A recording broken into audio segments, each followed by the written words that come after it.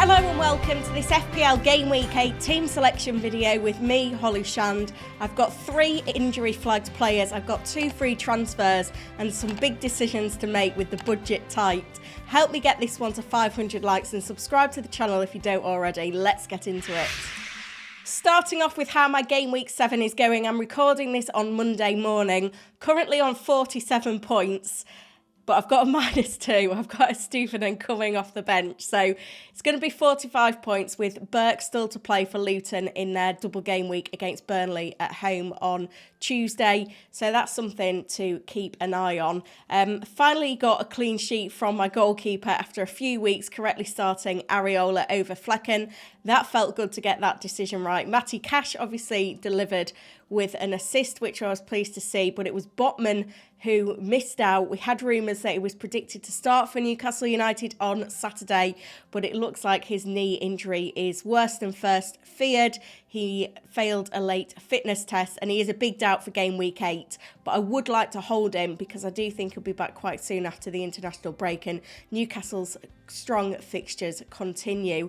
In the midfield, Saka got a goal, went off injured. Diaby did well, but went off injured. And there was blanks from Mbomo, Maddison and Salah, who was absolutely robbed with that incorrect VAR muddle up in that game between Liverpool and Spurs. A lot of managers may be hovering over not keeping Salah long term now. Don't be put off by the fact he blanked because he was robbed. Alvarez obviously found himself in among the goals for City again, but it was a blank from our captain Haaland, which is a bit frustrating. I've seen some managers thinking about selling Haaland as a short-term punt. That is absolutely not a move that I would endorse or be considering making myself. So red arrow for me, second red arrow since wildcarding, which is a little bit of a concern. And the team isn't looking in great shape going into Game Week 8 either, but those 2 free transfers should come in useful. Transfer plans then, and I always had a transfer plan in mind for Game Week 8 when I played the wild card, and it was provided that Son was still playing central for Spurs and looking good. I was planning to bring him in for Diaby using Stupinan as the cash cow in defence, going down to a 4 million defender. Now funds are already looking tight on this move because Son has gone up in price twice since I wildcarded, so I can now only afford a 3.9 million defender, with Lamptey winning the race. So Stupinan looks to be a sell for me, in all honesty, because of the fact that, you know, he got subbed at half-time in the last game. He's a rotation risk, particularly around the international breaks, and it seems that De Zerbi isn't happy with his defensive qualities, no matter how good he is attacking.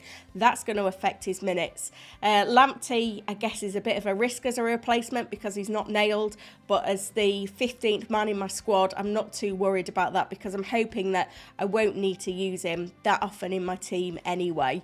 Diaby, though, was another player that went off injured in Game Week 7. He's expected to be fit for Game Week 8, and while he could be the Son replacement, I'm now more tempted to sell Mbomo, who's blanked in the last few games, because Aston Villa, great fixtures, Watkins in red-hot form, Diaby's in form as well, and the thing that we've got to bear in mind, I can't get to Watkins easily, but I feel like Diaby will cover him most weeks. And Mbomo I'm getting frustrated with, given the number of blanks in the trickier fixtures for Brentford. So the moves I'm more likely to make now are Mbomo out for Son and a Stupinan out for Lamptey. Now, there's a few factors in play. I have got the exact funds, but we do have 8 Premier League sides in European action this midweek across Tuesday, Wednesday and Thursday. So my advice for this is always hold your transfers if you can, because it's more important to have all the news than to make the transfer early and gain team value. We've got Manchester United and Arsenal in the Champions League on Tuesday, then Newcastle and Man City in the Champions League on Wednesday. Tough fixture for Newcastle against PSG, by the way. And on Thursday in Europa League action, we've got West Ham, Brighton and Liverpool. And in the Conference League, Aston Villa as well. So for that reason, we don't want to be making transfers ideally until at least Friday. Saturday, it's a Saturday deadline. The early kickoff is Luton v Spurs. So in an ideal world for me, I wouldn't make my transfers until Saturday morning when I know that Son starts, because Son has been managing a little bit of an injury niggle himself. He's not flagged in the game, but Postecoglou substituted him early last game week because of this injury issue that he had. He's been selected for South Korea over the international break, which comes immediately after game week 8. But I wouldn't be completely surprised if Son was rested against Luton as an easier fixture, especially with Postecoglou maybe hoping that if he's got a knock, that Spurs can hang on to him into the international break and he doesn't get flogged in international duty when he has been carrying a little issue that he really needs to recover from. Obviously, the free midweek for Spurs will help them going into game week 8 when you've got, 10 teams with a midweek fixture, including these 8 European ones, the double game week 7 fixture as well. But it's not clean cut. So, I could get priced out of these moves. That is the reality. I'm going to keep an eye on it. One thing I did look at, Lamptey is probably in reality going to go up in price before the game week 8 deadline, maybe even as early as tonight. So I could go for a different 3.9 million defender. There currently isn't any other 3.8 million defenders. The sells could be an option, particularly if Botman's injury is going to linger on for a few weeks. We've seen Schär and Botman both have injury issues over the past few seasons, so that's another option for me. I can afford a price drop for Mbomo, and I can afford a price drop for a Stupinan, but if Son rises again, then I would be priced out the move. So my hands could be forced to make the move early. The other thing that's holding me back though is I've got these other 2 injured players in my squad. I've got Botman injured, I've got Saka injured.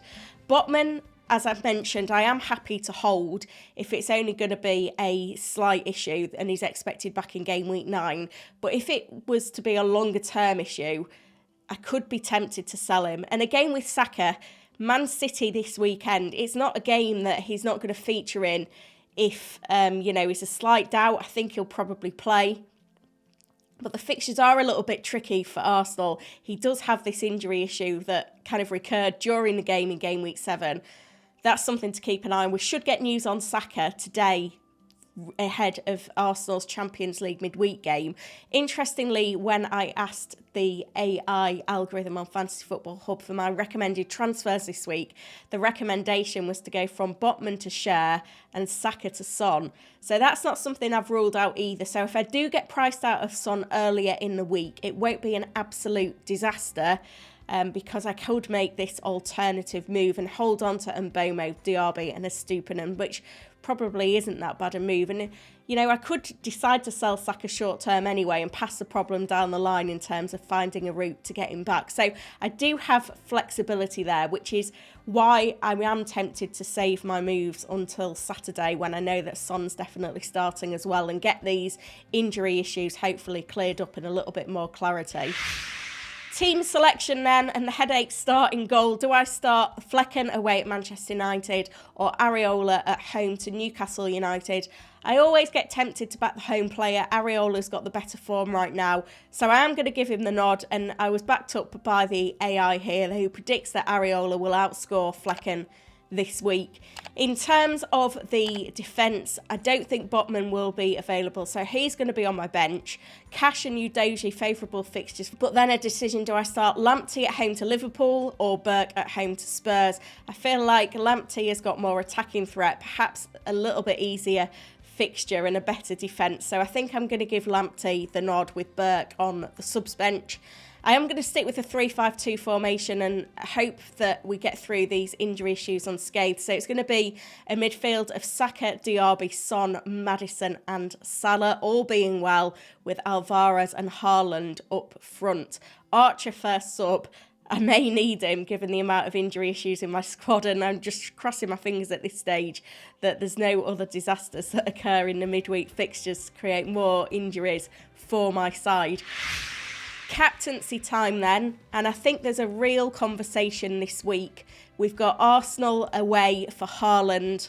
We've got Brighton away for Salah. We've got Luton away for Son.